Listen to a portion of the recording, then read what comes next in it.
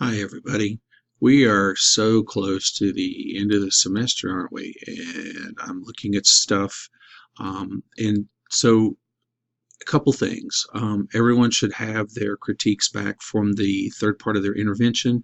Um, Surprisingly, good portion of you did not submit logic models as you were asked to do, because I'm not sure why, but. Um, this was a chance for you to get some feedback because we weren't grading it this time, but the logic model will also be a part of your final paper. So um, take a look at that. A couple of things that I did notice: data sources were sometimes missing, sometimes measurable goals and objectives. You can think about this as SMART. Um, that's always a good thing. And then just kind of attention to detail would be something important. So you'll be sure that you'll want to include those items there. Just a reminder. Of course, you all can read the syllabus too, but we're here. So the next couple of things that you have are your presentations that you are going to share with the rest of your classmates. That is due on the 19th, and the 19th is Friday by midnight. So give us a presentation. You will need to do a voiceover on that. So you can work on that. If your file ends up being too large to send through the Dropbox portion of D2L, send it to me directly. But that is due before midnight on the 19th, and so your presentation, and then what will happen, I will make those available for everyone to review and to learn from you, to see what your intervention looks like. And then there's a component for you students. I will assign people to critique your presentation. And here's the thing: we're all here to do better, and so you'll be critiquing, and I'm looking for honest feedback.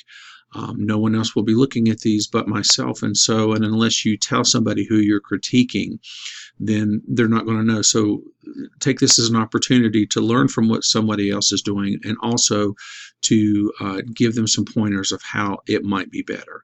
So your presentation is due the 19th. Your final solution paper with your title page, if you have an abstract, you can have an abstract. If not, your parts 1, 2, and 3 that have been revised according to the feedback that you've gotten, your appendices that you have, your logic model, and your references. All of that is due the 22nd, which is actually, it's Monday, so it's due Monday before midnight at 11:59, and so this will be it for that particular portion. So if you've been making changes as that feedback has been coming back, this won't be very difficult for you. But do what you can there. Make this your best shot. All of these are worthy of consideration. Some of it was just lacking. Some of them were maybe lacking in some depth. Some of them were lacking in detail about how your theories were being used.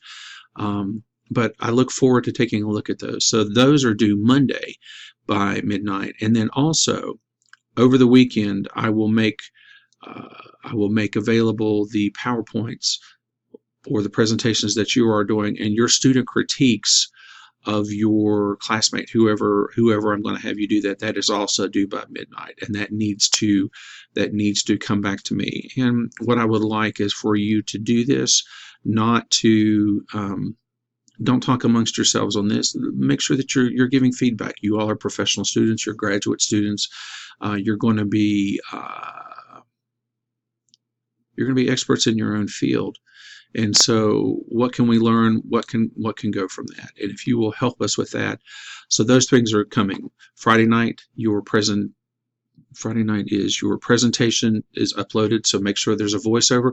Make sure that you've tested the voice. Sometimes we have issues of hearing related to that. Make sure there's no distracting noises in the background. Make sure that you're speaking clearly and enunciating. And tell us about what you were thinking about. And let us see that on slides, and let this be a teaching moment for your class. Monday, your final papers are due with all your revisions. Please use the template for the logic model. There's a reason why we have that out there. Don't devise your own. And so you'll turn that in by midnight on Monday, and also your critiques, which I will make available to you as soon as everybody has turned theirs in on Friday evening. All right, you're almost done. Your chapters this week were interesting, and I think they were an easy read. And so this isn't a whole lot to kind of talk about, but I do especially like these two chapters. So, when we think about global health and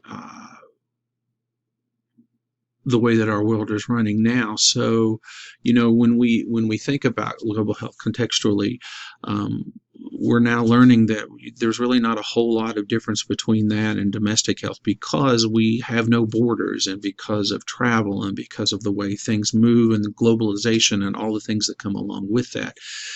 It's helpful to think about global health as something that is not really that separate from domestic health. So even when we think about topics such as HIV, and AIDS. So, we do have issues related to that here, but globally too. Think of all the things that are involved with this, that has to do with transportation.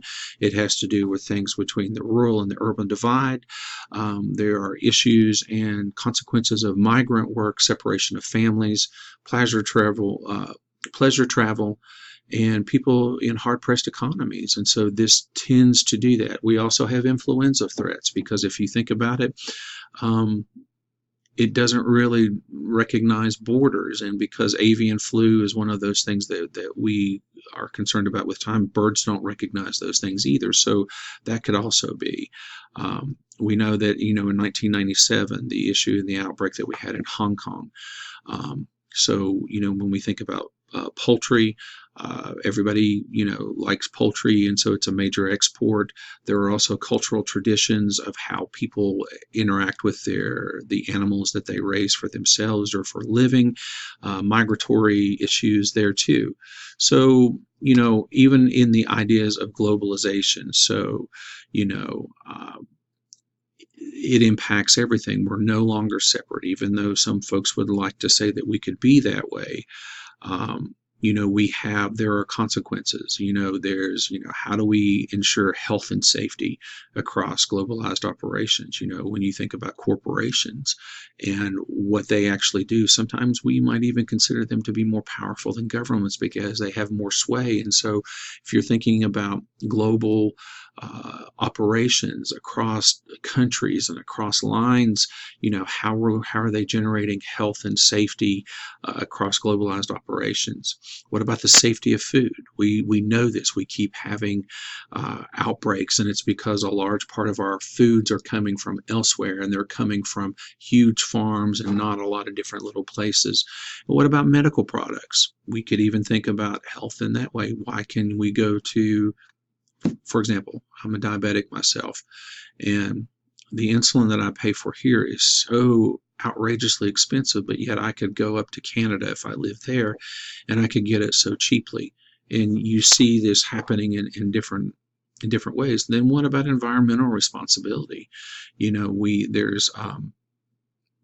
There are all kinds of things to consider. One of the things that's been on my mind a lot this summer is, if you have had the chance to see the HBO miniseries on Chernobyl,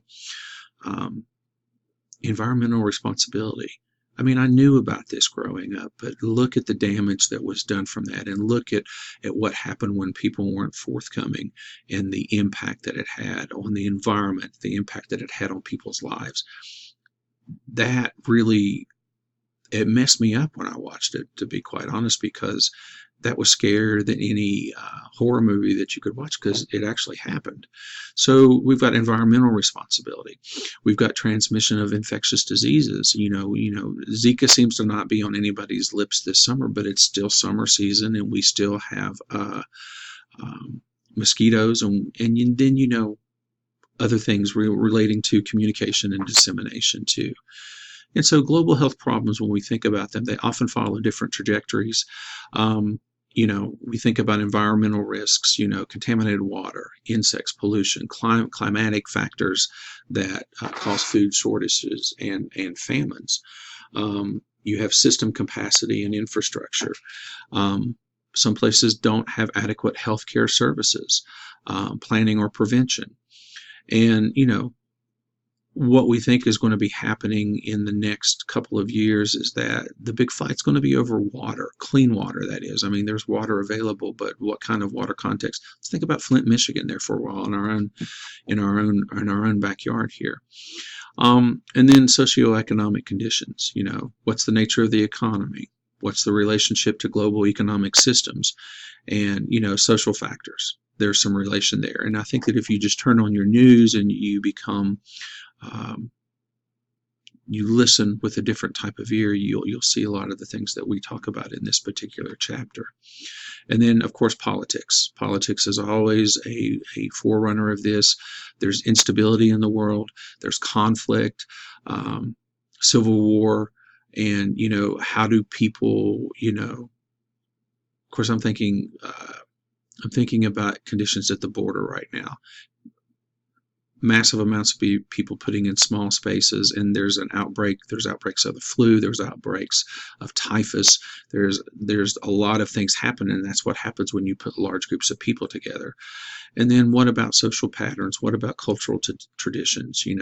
Whether you stratify people by their race or by class, caste designations, if you go that far. This also influences the kind of health that people have access to. And so, global health is something that we could think about it, and it's not so far-fetched. And then, of course, you can kind of take a look here. There's our good friend again, precede, proceed. It's always good to kind of keep that in mind. You can look here regarding the social assessments, the epidemiological assessment, the behavioral, the environmental assessments, educational, ecological, administration, and policy. So, when we think about this from a theory background, we've got to adapt them. We've got to tailor them to understanding the needs. So,